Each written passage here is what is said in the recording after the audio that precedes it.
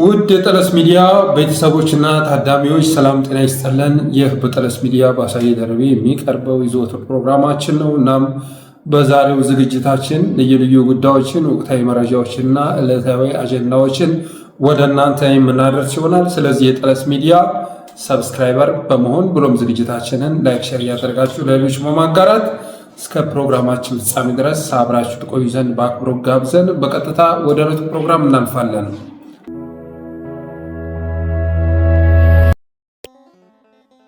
ወደ መጀመሪያው ርዕስ ከመሸጋገራችን በፊት አንድ ማስታወቂያ አለን። ይሄው ምንድነው? ልዩ የውይይት ፕሮግራም አለ። ዛሬ ወሳኝ የሆነ የውይይት ፕሮግራም በትዊተር ስፔስ ይካሄዳል። ዛሬ ጁን 28 4:30 ፒኤም ላይ በትዊተር ስፔስ በጣም በርካታ ሰዎች በተገኙበት ውይይት እናደርጋለን። በዚህ ውይይትም የአማራ ፋኖ ብሔራዊ ኃይል አመራሮች ይገኛሉ። ብዙ ሚዲያዎች ይገኛሉ። ከነዚህ ሚዲያዎች መካከል ጠለስ ሚዲያን ጨምሮ መረጃ ቲቪ፣ ኢትዮ 251፣ ዋሜራ ሚዲያ፣ ሮሃ፣ ብላክ ላዮን ሚዲያ፣ አማራ ሚዲያ፣ ግሎባል ፋኖ ሚዲያ፣ ባዶ እግር ሚዲያ፣ ማማ፣ ኤቢሲ ቲቪ፣ ሀዲስ ሚዲያ እና ሌሎች ሚዲያዎች ይገኛሉ። ወሳኝ በሆነ ርዕሰ ጉዳይ ነው የምንወያየው። የአማራ ፋኖ ብሔራዊ ኃይልና የሚዲያ ባለሙያዎች ሚና ምን መሆን አለበት በሚል ርዕሰ ጉዳይ ዙሪያ ነው ውይይታችን። እንግዲህ አሁን ያሉ የአማራ ሚዲያዎች በተመሳሳይ አስተላለፍ ውስጥ ነን ማለት አንችልም። አንዳንዶቹ መረጃ የማድረስ ስራ ይሰራሉ፣ ሌሎቻችን ደግሞ በተለያየ አቅጣጫ ተሰልፈናልና ፋኖ አንድነቱ ተጠናክሮ ይቀጥል ዘንድ የአማራ ፋኖ ብሔራዊ ኃይል ተቋም ነው ይቀጥል ዘንድ ሚዲያዎች ወደ አንድ አቅጣጫ መምጣት አለባቸው በሚል አስተሳሰብ ነው ውይይቱ የሚካሄደው። ከዚህ ባለፈም በሚዲያዎች በኩል የሚቀርቡ ብዙ ቅሬታዎች አሉ። አንዳንድ ጊዜ ለምሳሌ ሚዲያው መሪ ሳይሆን ተመሪ ሆኖ ታገኙታላችሁ። የመጣ መረጃ የትኛውንም መረጃ ሳያጣራ ሳይመረምር የተላከለትን ብቻ አቅራቢ ሆኖ በተጽዕኖ ስር ወድቆ ታዩታላችሁ። አንዳንድ ሚዲያዎች ደግሞ አፍራሽ በሆነ መልኩ ይንቀሳቀሳሉ። ስለዚህ እነዚህን የመሳሰሉ ችግሮችን ለመቅረፍ ዛሬ መነጋገር አለብን በማለት ጁን 2025 ዌድnesday 4:30 ፒኤም ላይ የሚጀምር የትዊተር ስፔስ ፕሮግራም አለን። በዛ ላይ እንድትገኙ እጋብዛለሁ። ሌላው ደግሞ የአማራ ፋኖ ብሔራዊ ኃይል ከተመሰረተ ጊዜ አንስቶ ይሄ ድርጅት ከተቋቋመ ጊዜ አንስቶ በደጋፊውም ሆነ በትግሉ ላይ ከፍተኛ የሆነ መነቃቃት እየታየ ያለበት ሁኔታ ነው ያለው። በየቀኑ ባንዘግበውም የተለመደ ስለሆነ በጣም ብዙ ሚዲያዎች የሚሰሩበት ጉዳይ ስለሆነ የድል ዜናዎች፣ የትግል ዜናዎች እየተዘገቡ ባይሆንም የአማራ ፋኖ ብሔራዊ ኃይል በርካታ ድሎችን እያስመዘገበ ይገኛል። እነ ዘመነ ካሴ እንዳሉት ስቦ መምታት ስሞ ማስከዳት በሚለው መርህ በመመራት ብዙ የአድማ በታኝና የሚኒሻ እና እንዲሁም የጅላን ታጣቂ የማስከዳት ስራ እየተሰራ ነው። ሌላው ደግሞ በዛሬው ዕለት ፋኖ ግዙፍ የሆነ ኃይል ማስመረቁ ተሰምቷል። ግዙፍ የሆነ ኮማንዶ ኃይል አስመርቋል። በቪዲዮ እንደምታዩት የአማራ ፋኖ ብሔራዊ ኃይል በጎንደር ምድር እልፍ አላፍ ኮማንዶዎችን ማስመረቁ ተሰምቷል። ይህንን ሲመለከቱ እና አብይ አህመድ መደናገጣቸው አይቀርም። በፍላጎቱ በኢንተረስቱ ነው ፋኖ የሚሰለጥነው። እንደ ብርሃኑ ጁላ ወይ እንደ አብይ አህመድ በአፈሳ ወጣቶችን እያፈሱ ሳይሆን በፍላጎታቸው ይህን ስርዓት ታግሎ ማስወገድ ያስፈልጋል። በአማራነታችን ጥቃት እያደረሰብን ያለውን ኃይል ታግለን በአማራነታችን ተደራጅተን ልናስወግደው ይገባል በማለት ጭቆና፣ ባርነት የመረራቸውና የነፃነት አየር ያስፈለጋቸው ወጣቶች በፍላጎታቸው ሄደው የተቀላቀሉት ትግል ነው። በዛ ላይ ደግሞ እንግዲህ አሁን እነ ብርሃኑ ጁላ የሚያስመርቁትን ወታደር ቁጥር ስትመለከቱ ከፋኖ ጋር የሚነጻጸር አይደለም። ይህም ብቻ አይደለም። በአማራ ፋኖ ብሔራዊ ኃይል በጃዊ መተከል ምድር ላይ እንደዚሁ 4ኛ ክፍለ ጦር አዳዲስ ተመራቂዎች ማስመረቁ ተሰምቷል። ባለፉት ጊዜያት እንግዲህ ብዙ የምረቃ ዜናዎችን እያየን አልነበረም። ዘመቻ አንድነት ታውጆ ስለነበር አብዛኛው ፋኖ እንቅስቃሴ ዘመቻው ላይ ነበር። አሁን ወደ ማሰልጠን መርሃ ግብር ተገብቷል እና ግዙፍ የሆነ የኮማንዶ ኃይል የማስመረቅ ስራውም ተጠናክሮ ቀጥሏል።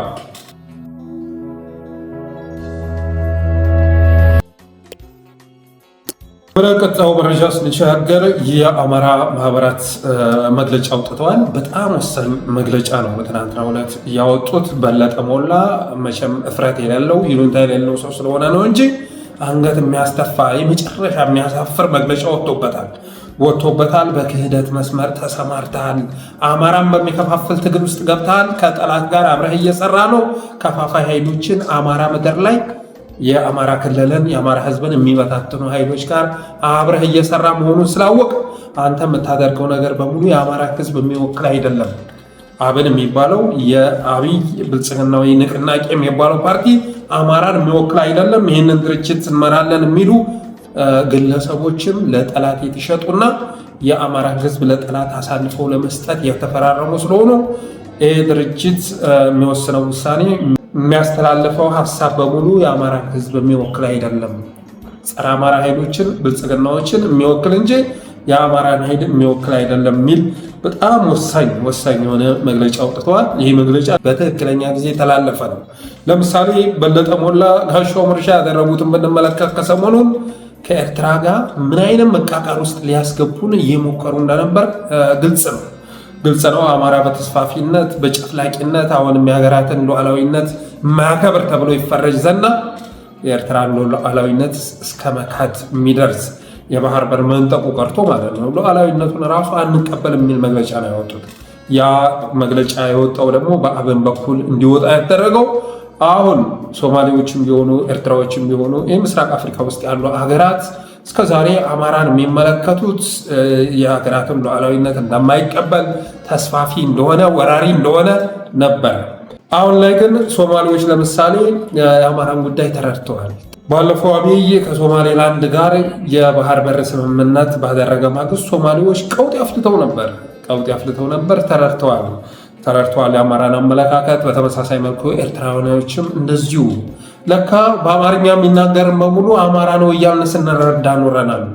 አማራ ግን በቃሉ የሚታመን ያመኑትን የማይከዳ የራሱንም አሳልፎ የማይሰጥ የሌሎችንም የማይነጥቅ ህዝብ ነው ማለት ስለጀመሩ እና በአማራና በኤርትራ መካከል በአማራ ፋኖና በኤርትራ መካከል አንዳንድ መግባባቶች እየታዩ ስለሆነ እሱን ለመበጠስ የሚያስችል መግለጫ ነው እነ በለጠ ሞላ ሲያወጡ የነበሩት። መሆኑም 35 የሚደርሱ የአማራ ማህበራት ትናንት ላወጡት መግለጫ ያለኝ ምስጋና መግለጽ እፈልጋለሁኝ። ስንናገርበት የነበረ ርዕስ ነው። እነ በለጠ ሞላ አብን አሁን አማራን ከሚያፈርሱ ኃይሎች ጋር አብረው እየሰሩ ነው። ከብልጽግና ጋር ብቻ አይደለም። የወሎ ህዝቦች ዲሞክራሲያዊ ፓርቲ የሚባል አለ። እሱ ጋር እነ በለጠ ሞላ እየሰሩ ነው። እነ ዩሱፍ ኢብራሂም እየሰሩ ነው። የወሎን የክልልነት ጥያቄ ከብልጽግና ተረክበው ከኦነግ ተቀብለው ከኦህዴድ ተቀብለው እሱን ተግባራዊ ለማድረግ እየተንደፋደፉ ነው እያልን በተከታታይ ስንናገር ነበረ። ትናንትና ስምረት የሚባል ጌታቸው ረዳ የመሰረቱት ፓርቲ መጥቷል። እሱም አብሮ እነ በለጠ ሞላ ጋር የሚሰራ ነው። ስምረትም ዓላማው አብንም መሆን ነው። ኢትዮ ፎረም አብኖችን የአብይ አማሮች እንደሚላቸው ሁሉ እኚኞቹ ደግሞ የአብይ ትግሬዎቹ ነው የመገኘት ኢንተረስት ያላቸው ናቸው። የሆነ በነ በለጠ ሞላ በነ ዩሱፍ ኢብራሂም በነ ዳምጠው ተሰማ በነ አያሌው ታለማ ማለት የወሎ ዩኒቨርሲቲ መምህር ነው። ባለፈው ብልጽግና አስሮት ነበረ። ግን የሚገርም የስልጣን ጥማት ያለው ልክ ዳምጠው ተሰማ ጋር የሚመሳሰል አመለካከት ያለው ሰውዬ ነው እና እነ አያሌው ታለማ፣ እነ ጋሻው መርሻ፣ እነ ጧሂር መሐመድ በ35ቱ የአማራ ማህበራት አማራን እየከፋፈላችሁ ነው። ከጠላት ጋር ተባብራችሁ ህዝባችንን እየወጋችሁ ነው። አማራን እንወክላለን እያላችሁ የህዝባችንን ትግል አሳልፋችሁ ለመሸጥ ለመስጠት ጥረት እያደረጋችሁ ነው። ስለዚህ እናንተ አማራን አትወክሉም፣ አናቃችሁም ብሏቸዋል 35ቱ የአማራ ማህበራት። ከዚህ ጋር በተያያዘ የወሎ ህዝቦች ዲሞክራሲያዊ ፓርቲ ከሰሞኑን አክቲቬት ተደርጓል። አማራ ክልል ላይ በአብን በብአዴን በብልጽግና ወደ ስራ እንዲገባ ተደርጓል። የአማራ ህዝብ ያላነሳውን ጥያቄ አንጠልጥሎ ወስዶ የወሎ ህዝብ የክልልነት ጥያቄ የሚልን ለፌዴሬሽን ምክር ቤት አስገብቷል። ፌዴሬሽን ምክር ቤት በርካታ ጥያቄዎችን ሲጠየቅ መልስ ለመስጠት ወደኋላ የሚለው አገኘሁ ተሻገር ኦቦ ደጀኔ ገብረመድህን ያስገቡለትን የወሎ የክልልነት ጥያቄ ተቀብሏል። በቀጣይ የጎንደር ጠቅላይ ግዛትን ሲቀበል እናየዋለን። አገኘሁ ተሻገር እየሰሩበት ስለሆነ ማለት ነው። ከዚህ ጋር በተያያዘ ዛሬ ሶሻል ሚዲያ ላይ አንድ መረጃ ወጥቷል። ኦቦ ደጀኔ ማን ነው? ደጀኔ ገብረመድህን ማን ነው በሚለው ጉዳይ ላይ አንድ መረጃ ወጥቷል። ኦቦ ደጀኔ ኦሮሚያ ክልል ተወልዶ ያደገ የሸዋ ኦሮሞ ሲሆን በ1980ዎቹ አጋማሽ ገና በወጣትነት እድሜው በህወሓት አማካኝነት በክፍለ ህዝብነት ወደ ከሚሴ በመምጣት የኦሮሞ ብሔረሰብ ዞንን ከማደራጀት ባሻገር በዞኑ በተለያየ ኃላፊነት ቦታ እስከ 1990 አጋማሽ ድረስ ሲያገለግል የነበረ ወጣት ነው ይላል። የቀድሞ ባለቤቱ በተመሳሳይ ከኦሮሚያ ክልል ወለጋ የመጣች ወይዘሮ አለሚቱ አጋ የምትባል ኦሮሞ ስትሆን እሷም በተመሳሳይ በክፍለ ህዝብነት ተመድባ በኋላም በከሚሴ ከተማና በቀድሞ አስዮ ጉላ ወረዳ በተለያዩ የኃላፊነት ዘርፍ ስታገለግል ቆይታለች ይላል። ኦቦ ደጀኔ በአሁኑ ወቅት በምን ኃላፊነት ወይም በምን የስራ ዘርፍ እንደተሰማራ በውል ባይታወቅም በ1990ዎቹ አጋማሽ ከኦሮሞ ብሔረሰብ አስተዳደር ዞን አመራርነት ተሻግሮ በኦሮሚያ ክልል በተለያዩ ኃላፊነት ቦታዎች አገልግሏል። በ1990ዎቹ መጨረሻ አካባቢ ኦህዴድን ወክሎ በጠቅላይ ሚኒስትር ጽሕፈት ቤት ህዝብ አደረጃጀት ዘርፍ ውስጥ የአንድ ስራ ክፍል ኃላፊ ሆኖም ሰርቷል። ባለቤቱም በ1990 መጨረሻ ላይ ከከሚሴ ወደ ኦሮሚያ ክልል በስራ ምክንያት ተዛውረው ሄደዋል ይላል። አሁን ደግሞ ከበርካታ ዓመታት በኋላ ኦቦ ደጀኔ ወሎ ወኪል ሆኖ ብቅ ማለቱ የማን ተልዕኮ ተቀብሎ ይሆን የሚል ጥያቄ ያጭራል። ይሁንስ ከተባለ የወሎን ህዝብ ፍላጎትና ጥያቄ ማወቅና ማቅረብ ያለበት ማን ነበር? ምናልባት የኦቦ ደጀኔ ስም በተለምዶ ኦሮሞነትን የሚያሳብቅ ስያሜ ስላልሆነ የወሎ ክልልነት ጥያቄ ለኦሮሞ ዘውግ ባላቸው ሰዎች የተቀነቀነ አይደለም ለማስባል ተፈልጎ ይሆን ይላል። ይህም መረጃ ያገኘሁት ከስንታየሁ እሸቱ ከሚባል የፌስቡክ ጓደኛ ገጽ ነው እና የወሎ የክልልነት ጥያቄ እየቀረበ ያለው ኦቦ ደጀኔ ገብረ ማርያም በሚባል ኦሮሞ ከመሆኑም በላይ የወሎ ህዝብ የክልልነት ጥያቄ በጭንቅላቱም አያስቦትም አያውቅም። ወሎ ማለት ቤተ አማራ ነው። የአማራ ማስተሳሰሪያ እትብት ነው። እንኳን ዛሬ ላይ ቀርቶ በአንድ ወቅትና አህመድ ጀበል ክልሉን ዞኑን በሚፈነጩበት ሰዓት እንኳን የክልልነት ጥያቄ ወሎ ላይ አልነበረም። ያኔ የኦሮሚያ ብልጽግና ተቀባይነት በነበረበት ሰዓት እንኳን የክልልነት ጥያቄ አልተነሳ። አሁን ላይ የወሎ ህዝብ ጥያቄ በብልጽግና መመራት አልፈለግም። በአማራነት የመጣብኝ ያለውን ጥቃት በአማራነት የተደራጅቼ መመከት አለብኝ። በተበጣጠሰ መልኩ ሲንቀሳቀስ የነበረው የፋኖ ኃይል ወደ አንድነት ይምጣልኝ የሚል ጥያቄ ነው ያለው የወሎ ህዝብ። ልክ እንደ ጎጃም፣ እንደ ጎንደር፣ እንደ ሸዋ ሁሉ የአማራ ህዝብ ጥያቄ በአማራነት ተደራጅቶ ይህን አገዛዝ ከማስወገድ በዘለለ የክልልነት ጥያቄው የሽመልስ አብዲሳ ነው። የክልልነት ጥያቄው የብአዴኖች ነው፣ የአብኖች ነው፣ የአብይ አህመድ ነው፣ የዳውድ ኢብሳ ነው። የዳውድ ኢብሳ ነው፣ የቀጀላ መርዳሳ ነው እንጂ የወሎ ህዝብ ጥያቄ አይደለም። በተረፈ ግን በጣም የሚያሳዝናችሁ ነገር በአማራ ምድር ላይ ብአዴን የሚባል እንኩቶ ስብስብ እስካለ ድረስ አማራ አንድ ሆኖ የመጣበትን የህልውና አደጋ መቀልበስ አለበት የሚሉ ወገኖች ወደውኑ ነው ተለቅመው በብርሃን ፍጥነት እስር ቤት የሚወረወሩት። የወሎ የክልልነት ጥያቄ የሚያቀነቅኑ የጠላትን አጀንዳ ሸክፈው የያዙ የወሎ ባለፈ አገውም ላይ የክልልነት ጥያቄ የሚያቀነቅኑ የአገው ሸንጎ፣ የወሎ ህዝብ ዴሞክራሲ ፓርቲ ምናምን መስረተ መንቀሳቀስ ትችላለህ። አማራም በሚበትን መልኩ አማራ ክልልም በሚበትን መልኩ የአማራ ህዝብ አይምሮ በሚያባትን መልኩ ህዝባችንን በሚከፋፍል መልኩ ልንቀሳቀስ ካልክ እንደውም መኪና ይመደብልሃል፣ ቤት ይሰጥሃል፣ የስራ ማስኬጃ አበል ይመደብልሃል። እዛም ነው እነ ደጀኔ ገብረ ማርያም አማራ ክልል ላይ እንደፈለጉ እየፈነጩ ናቸው እና ላምራ ይርዳው እንደፈለጉ እየፈነጩ ናቸው። በሌላ መልኩ ግን ለአማራ ህዝብ የሚታገሉት እነ ክርስቲያን ታደለ፣ እነ ዶክተር ቴዎድሮስ ኃይለማርያም፣ እነ ዶክተር ካሳ ተሻገር፣ እነ ዮሐንስ ቧያለው ዛሬም እስር ቤት ናቸው። በርካታ የአማራ ጋዜጠኞች፣ አክቲቪስቶች፣ ምሁራን እስር ቤት ውስጥ ነው ያሉት እና አሳዛኙ ነገር ይሄ ነው። ብአዴን አሁንም የአማራ ህዝብ መንግስት ሆኖ ለመቀጠል ይፈልጋል። እንዲህ አይነት ጸረ አማራ ኃይሎች በክልሉ ውስጥ እንዲንቀሳቀሱ የፈቀደው ብአዴን እና መልካም አስተሳሰብ ያሉ ወገኖችም በብርሃን ፍጥነት አንገታቸውን እየጨመደደ እስር ቤት የሚወረውረው ለጠላት አሳልፎ የሚሰጠው ብአዴን የአማራ ህዝብ መንግስት ሆኖ መቀጠል ይፈልጋል። ያም ሆኖ ግን ከዚህ በኋላ ብአዴን መንግስት ሆኖ አይቀጥልም አላላችሁም። ለምን? እስካሁንም መንግስት አልነበረም።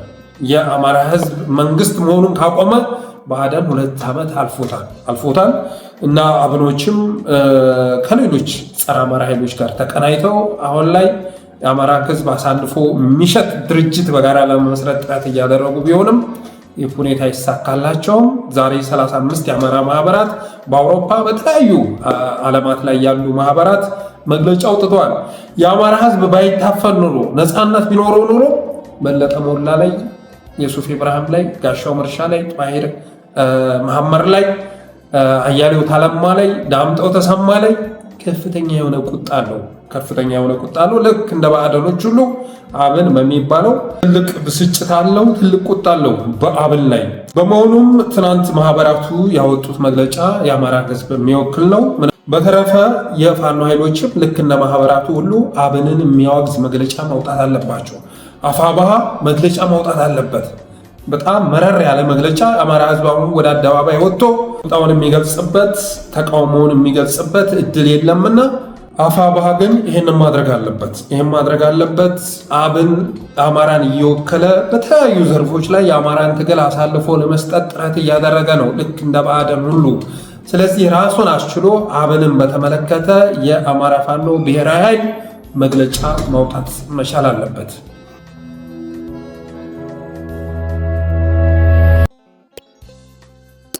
ወደ ቀጣው መረጃ ስንሸጋገር ዶላርን የተመለከተ መረጃ ወደ እናንተ የማደርስ ይሆናል። የዶላር ጭማሪ ከ124 ብር ወደ 131 ብር ገብቷል በንግድ ባንክ።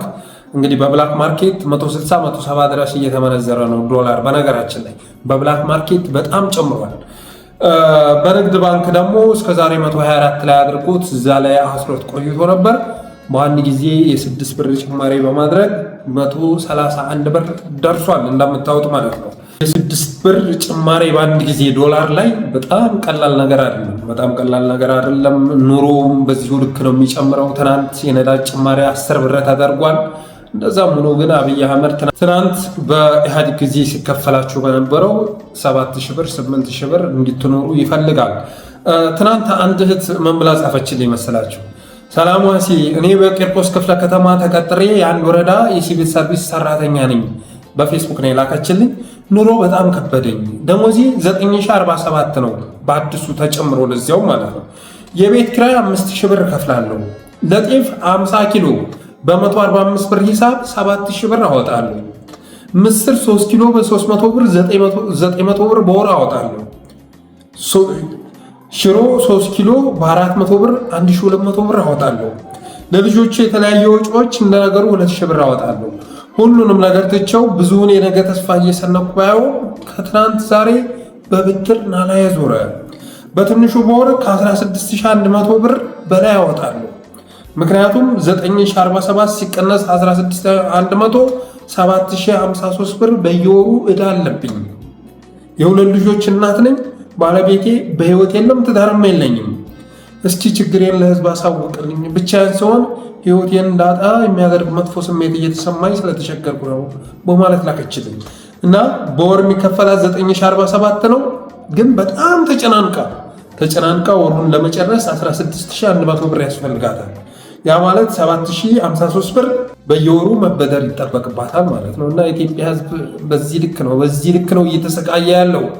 እና እንደዛም ሆኖ ግን አብይ አህመድ በአንድ ጊዜ 6 ብር የ7 ብር የዶላር ጭማሪ ያደረገም የነዳጅ ዋጋ በአንድ ጊዜ 10 ብር እየጨመረም በዛው ደሞዝህ በዛው ገቢህ እንድትኖር ይፈልጋል። ልክ እንደዚህ ሁሉ የአብይ አህመድ አክቲቪስቶች፣ የአብይ አህመድ ተንታኞች፣ የአብይ አህመድ አማካሪዎች ደግሞ የሚሰጡ መልስ እንደዚህ የሚል ነው። እስኪ ሰምተን እንመለስ። ፈጣሪ እንኳን ኢትዮጵያን ቢበራ ይሄንን ችግር በአንዴ ማቀለል አይችልም። ሲጀመር ፈጣሪ የሁሉንም ህዝብ ችግር ማቀለል አይችልም። ፈጣሪ የማይችለውን የህዝብ ችግር ማቀለል መንግስት አይችልም። ለዚህ ነው በዓለም ላይ ሁሉንም በዓለም ላይ ያለውን ህዝብ ፈጣሪ ነው የፈጠረው። ፈጣሪ የፈጠረው ህዝብ አንዱ ድሃ ነው፣ አንዱ ሀብታም ነው፣ አንዱ ጤነኛ ነው፣ አንዱ በሽተኛ ነው፣ አንዱ የበለጸገ ነው፣ አንዱ ችጋራም ነው። ስለዚህ ፈጣሪ ሁሉንም ማስተካከል ያልቻለው መንግስት ኦቨርናይት አንድ ነገር ይቀይር ብሎ እንደዚህ አይነት ነውጥ ማንሳት አግባብ ግን እነሱ እነኚህ የሕክምና ባለሙያዎች የደሞዝ ጥያቄ ብቻ ሳይሆን ስግብግብና ዝብለው ይገባል። ጆሮአቸውን ይዞ ነው እዛ ሆስፒታል መስራት ያለበት ወይም የግል ሆስፒታል ውስጥም እንዳይሰሩ ላይሰንሳቸው መነጠቅ ነው ያለበት። ያው የግል ሆስፒታሎች ውስጥ መስራት የለባቸውም። በነገራችን ላይ የዚህን ሰውዬ ቪዲዮ በተደጋጋሚ የማመጣው በብልጽግና ሰፈር ዘንድ በጣም ኢንፍሉዌንሻል ከሚባሉ ሰዎች አንዱ መሆኑን ስለማቅ ነው። እንደዚህ አይነት ትንታኔዎችን አምጥቶ ሲያወራ የአገዛዙን አቋም እያንጸባረቀ መሆኑን ስለምረዳ ነው። የብልጽግና ሚዲያ ቁጥር 1 ሚዲያ ኦኤምኤን እንደሆነ ሁሉ የብልጽግና ቁጥር 1 ተንታኝ፣ የብልጽግና ቁጥር 1 አማካሪ ይሄ ሰውዬ መሆኑን ጠንቅቄ ስለምረዳ ነው። እና ሲናገር እንደሰማችሁት የኢትዮጵያ ሕዝብ ችግር የሰውን ችግር እንኳን መንግስት ቀርቶ ፈጣሪም መፍታት አይችልም ብሎ ሲናገር ትሰምታላችሁ። መፍታት አይችልም። ፈጣሪም ራሱ ግማሹን ድሃ፣ ግማሹን ሀብታም፣ ግማሹን የበለጸገ፣ ግማሹን ችጋራም አድርጎ የፈጠረው ያንን ችግር መፍታት ስለማይችል ነው ማለት ሲናገር ትሰሙታላችሁ። የብልጽግና ሰዎች እንደዚህ ናቸው። አእምሯቸውን ደፍነው ነው ወደ ሚዲያ የሚወጡት። የጥሬ ስጋና የውስኪ ጥጋብ አእምሯቸውን ደፍኖታል። ስለሆነም ከሃይማኖታዊ አስተምሮ ጋር ቢጋጭ ንግግራቸው ከየትኛውም አስተምሮ ጋር ቢጋጭ ችግር የለባቸውም። ስለዚህ ወጥቶ በዚህ ልክ ሲደናፋ ታውታላችሁ። ያንተን ችግር መንግስት ቀርቶ አብይ ቀርቶ እግዚአብሔርም ልፍታ ቢል እንኳን አይችልም በማለት ሲናገር ትሰሙታላችሁ።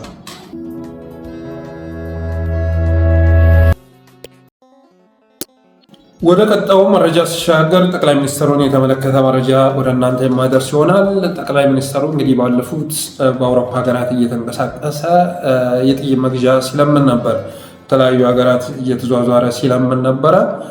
የብልጽግና አክቲቪስቶችም ጋዜጠኞችም ጠቅላይ ሚኒስትሩ ጣሊያን ገብቶ ጀርመን ገብቶ የሆነ ሀገር ገብቶ ምን ሰራ፣ ፈረንሳይ ሄዶ ምን ሰራ የሚለውን ነገር በምን ጉዳይ ላይ ተፈራረመ፣ ተነጋገረ በሚለው ጉዳይ መረጃ ከማድረስ ይልቅ ጠቅላይ ሚኒስትራችንን እንዴት አድርገው እንደተቀበሉ ተመልከቱ፣ የጠቅላይ ሚኒስትሩን አቀባበል ተመልከቱ እያሉ ቪዲዮ ሲያሳዩን ነበረ።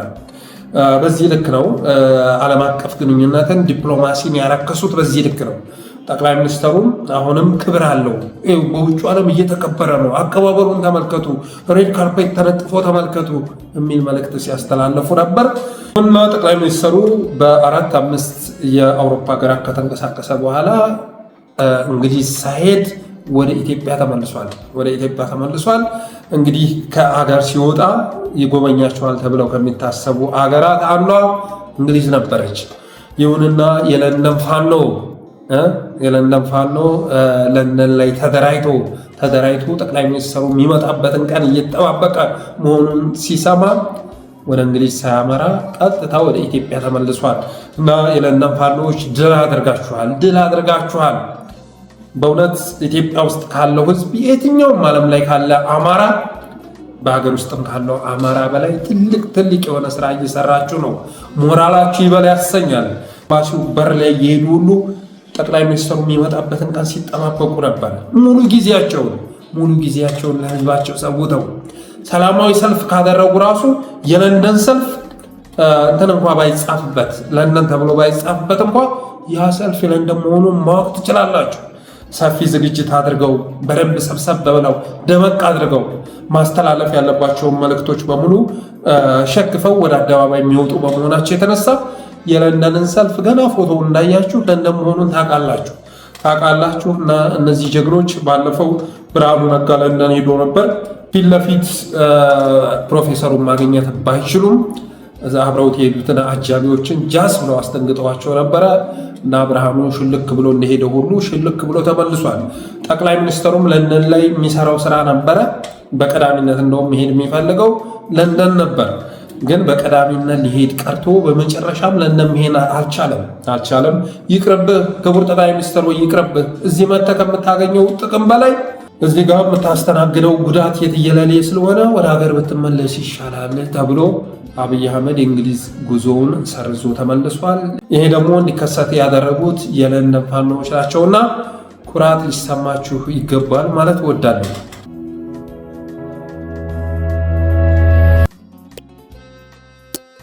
ወደ ቀጣዩ መረጃ ስንሸጋገር ኤርትራና ትግራይን የሚመለከት መረጃ ወደ እናንተ ማድረስ ይሆናል። እንግዲህ ዛሬ ሁላችሁም እንደምታውቁት ግንቦት 20 ነው። ግንቦት 20 በኢህአዴግ ጊዜ ከአድዋ ድል በዓል በላይ ሲከበር ነበረ፣ በግዳጅ ማለት ነው። በግዳጅ እና በግዳጅ እንዲከበር የተደረገ ጉዳይ ግን አስገዳጁ አካል ሲወገድ አብሮ ይወገዳል እና በኢትዮጵያ ደረጃ ግንቦት 20 ቢዳፈንም የአሜሪካ ስቴት ዲፓርትመንት ግን አንድ መግለጫ አውጥቶ ነበር። ዛሬ አንድ መግለጫ አውጥቶ ነበረ። ኢትዮጵያን ናሽናል ዴይ ይላል። on behalf of the United States of America extended congratulations to Ethiopian on the occasion of the 34th anniversary of your independence ይላል። the United States appreciates our more than a century of diplomatic relation and look forward to many more years of cooperation and friendship ይላል። መጨረሻ ላይ the United States wish Ethiopian all its people a happy national day የሚል እንኳን አደረሳችሁ መግለጫ አጋርቶ ነበረ። እኔ እንኳን መግለጫ አላነበብኩትም፣ ሆነን ለመናገር የተምታታ መግለጫ አላነበብኩትም፣ ግን ሌሎች ወገኖች አጋርተውታል እና የአሜሪካ ስቴት ዲፓርትመንት የትዊተር ገጽ ላይ መረጃው ከተጋራ በኋላ በቅጽበት ውስጥ መልሰው አጠፉት የሚል መረጃ ደርሶኛል። እንግዲህ ባለፈው የአሜሪካ አምባሳደር አርቪን ማሲንጋ የአሜሪካንን አቋም የሚያንጸባርቅ አንድ መልእክት ካጋራ በኋላ ከሰዓታት ቆይታ በኋላ ያንን ፖስት አንስቶ ሌላ ፖስት ማጋራቱ የሚዘነጋ አይደለም። በትናንቱ ፕሮግራሜም ላይ ገስግስ ጃናሞራ የላከውን መጣጥፍ መሰረት በማድረግ አርቲክል መሰረት በማድረግ አንድ ትንታኔ ያቀርብላችሁ ነበር። ያ ፖስት እንዲጠፋ ያደረገው ወንጌላዊው ፍራንክሊን ግራሃም ነው የሚል መረጃ አድርሻችሁ ነበረ።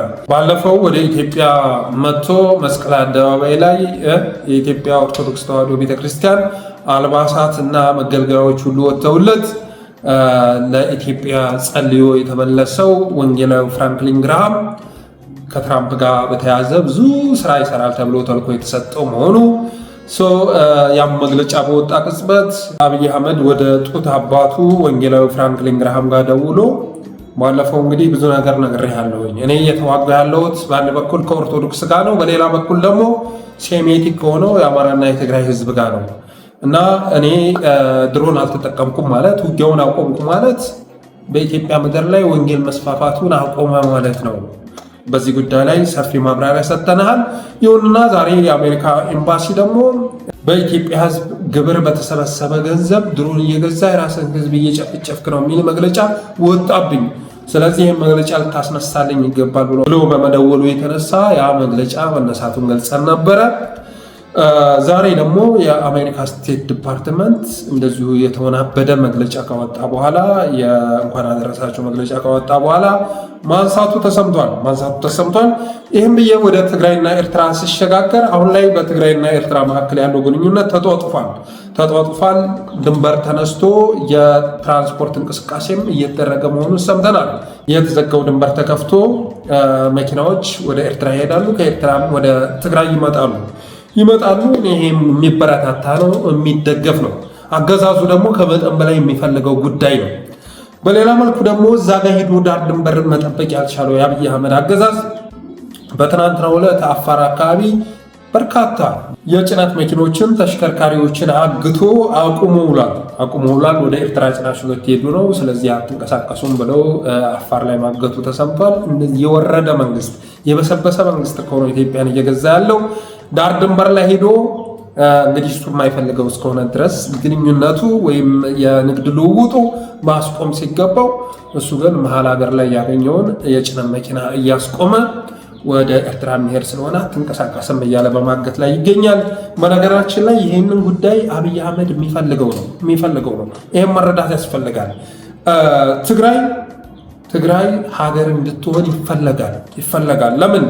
አብይ በመጀመሪያ ትግራይን ሀገር በማድረግ ወይም ደግሞ ሀገር እንድትሆን ግፊት በማድረግ እኛን የማለማመድ ስራ መስራት ይፈልጋል። እንግዲህ ሞትን እንዳለማመደን ሁሉ ግድያን እንዳለማመደን ሁሉ በመተከል በወለጋ ከዛ ግድያን ካለማመደ በኋላ ወደ መሀል ሀገር ይዞት መጣ፣ ወደ አማራ ክልል ይዞት መጣ። መጨፍጨፍን ማለት ነው። ሞትን አለማምዶናል በአሁኑ ሰዓት ላይ። ልክ እነዚያ ሁሉ ይሄ አገር የመገንጠልን የማፈራረስ ተግባርን በትግራይ ሊያለማምደን ይፈልጋል። ስለሆነም ትግራይ ሀገር እንድትሆን ግፊት እየተደረገባት ነው። ይሄን ማወቅ ያስፈልጋል። ትግራይ ሀገር እንድትሆን ግፊት እየተደረገ መሆኑን መረዳት ያስፈልጋል። ከዛ ያን ሽመልስ እቅድ ምንድን ነው? ትግራይ በመጀመሪያ ሀገር ትሆናለች፣ ሬፍረንደም ታካሄዳለች። እዚያ ትግራይ ሀገር ከሆነች በኋላ ኢትዮጵያውያንን በዛን ለማምደን የምንፈልገውን ሀገር እናዋቅራለን። ብንፈልግ ከተሳካ የኩሽ ሪፐብሊክ፣ ካልሆነ ደግሞ ሀገር ኦሮሚያን እናዋቅራለን ብለው እየሰሩ ነው።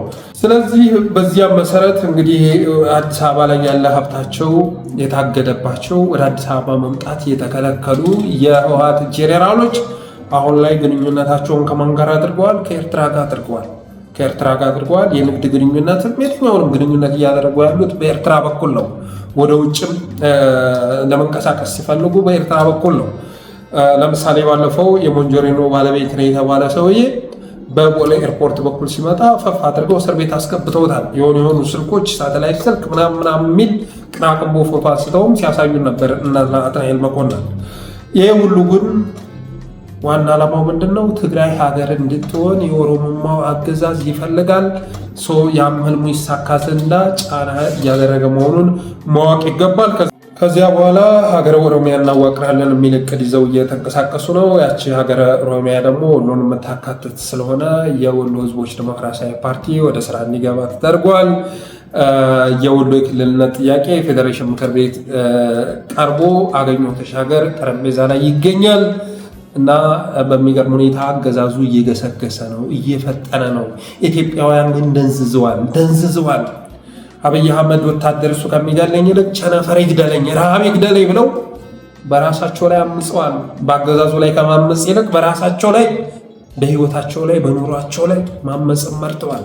ያም ሆኖ ግን እና አብይ አህመድ ደግሞ በሚገርም ፍጥነት እየተንቀሳቀሱ ነው ማለት ወዳለው። በተረፈ አብራችሁ ስለቆያችሁ አመሰግናለሁ። የጠለስ ሚዲያ ሰብስክራይብ በማድረግ ብሎም ዝግጅታችንን ላይክ፣ ሼር እያደረጋችሁ በማጋራት ጠለስ ሚዲያን አበረታቱ በማለት የዛሬውን ዝግጅት እንቋጫለሁ። አመሰግናለሁ።